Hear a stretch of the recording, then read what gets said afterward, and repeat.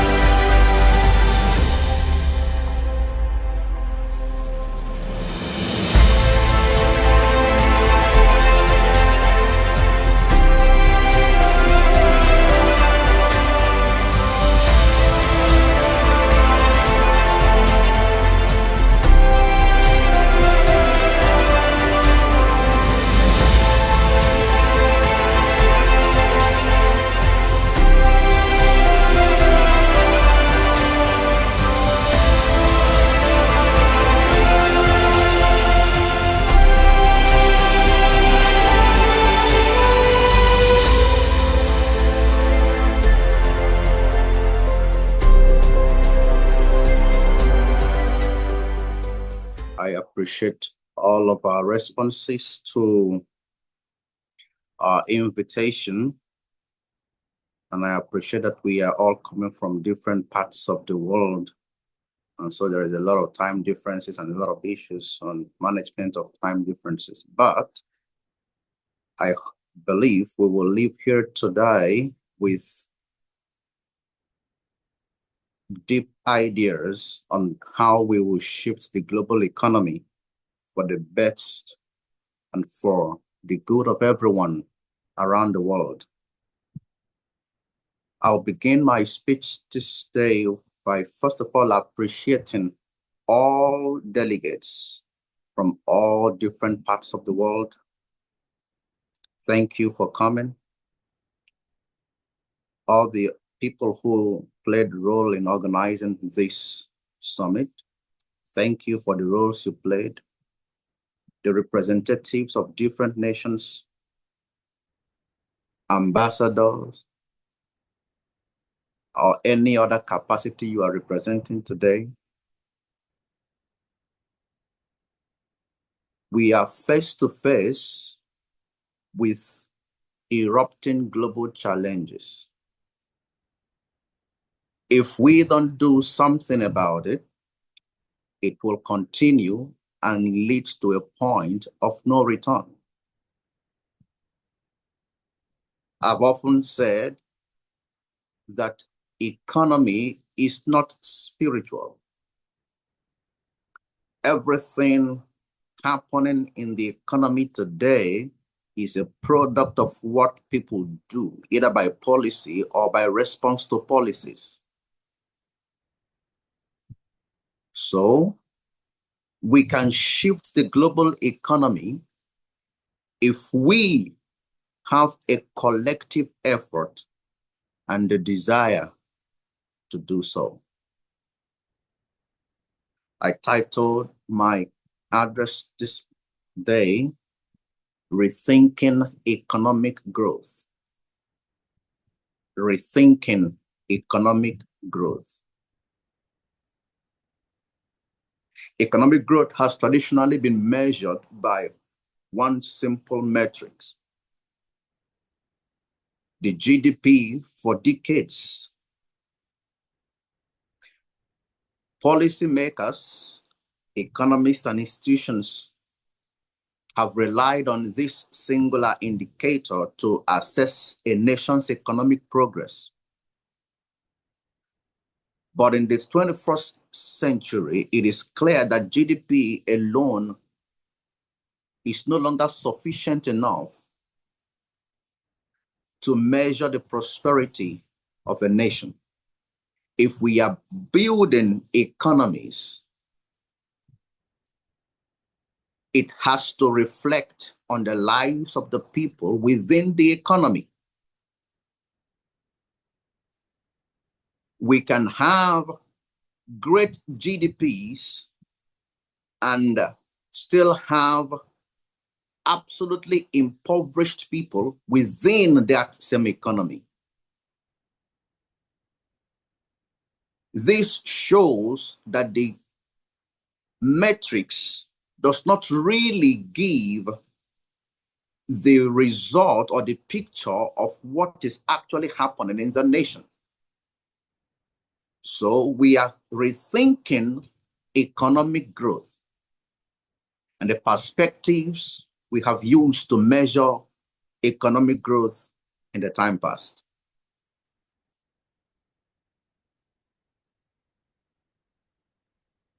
So if we are truly building economies, so we must focus on uplifting humanity and rethink the definition of economic growth. We want through true growth, the kind that benefits every individual and community, the kind that is not just captured on spreadsheet, but in the lives of the people within the economy. We are expecting to implement a new perspective to bring forth economic policies or economic paradigms that will truly reflect in the lives of people. A few months ago, there was a news from Australia saying that 3 million house owners are in danger of losing their properties. 3 million. And this is despite the GDP of that great nation.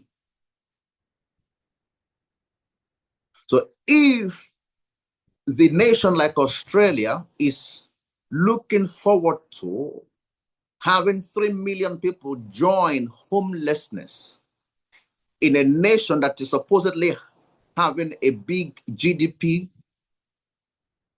it therefore means that the GDP does not reflect in the lives of the people, because as the GDP grows, the people should be able to afford things like housing. People should be able to afford food, water, and all the fundamental things they need to forge ahead in their lives. These dimensions intrinsically linked to prosperity of nations and individuals alike. Growth cannot be defined purely by wealth accumulation or market expansion. It must account for the quality of life, the equitable distribution of resources, and the sustainability of wealth creation within the population, and also the sustainability of the environment. When we talk about growth, we are not just referring to the size of an economy in terms of the GDP we've been talking about, or just the increase in production, which are all good. We are talking about the overall well-being of the people. Overall well-being of the people.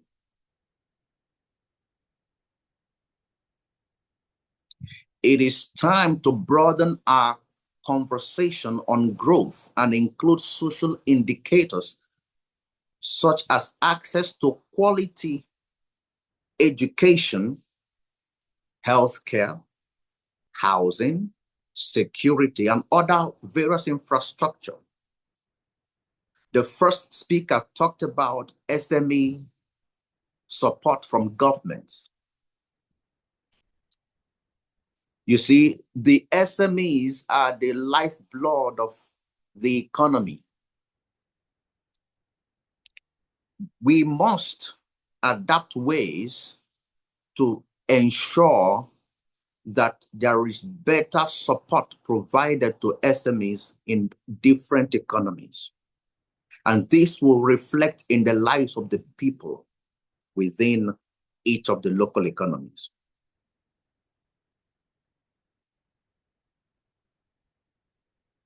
A more holistic definition of growth takes into account human development and measured through frameworks such as Human Development Index, which emphasizes life expectancy, education, and income.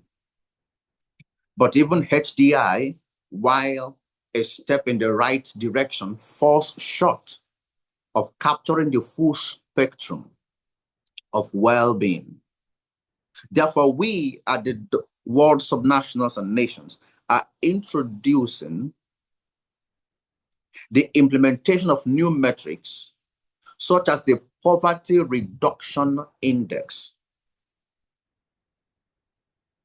Poverty Reduction Index should be a central point of measuring economic growth.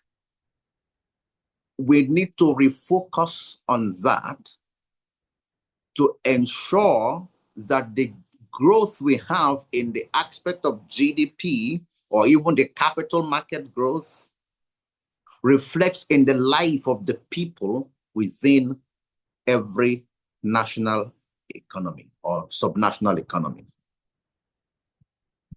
This is a tool that measures economic success based on how effectively poverty is eradicated within an economy. If a nation's GDP, like we've been talking about, increases and its poverty levels remain unchanged or grow, that economy has not truly advanced. Think about it as an individual. You have an increase in your wealth, but you cannot afford to eat. You said, yeah, I have shares, I have a net worth of $200 million, but I can't afford to eat. I can't afford to, have a house. I can't afford to send my children to school and pay school fees. It doesn't reflect the wealth that you have. It means that there is wealth somewhere, but the people who are supposed to be enjoying it are not enjoying it. Growth must be measured by reduction of poverty, inequality, and improvement of human dignity. That's what we want to focus on. The measurement of growth by poverty eradication, reduction of inequality, and improvement in human dignity. For growth to be meaningful, it must benefit everyone. This means shifting away from growth that creates isolated pockets of prosperity to growth that ensures the entire population are fruits of development. Share the fruits of development. This shift is not just about economic theory or policies, but about moral imperative. It's about a moral imperative. Growth must contribute to human flourishing.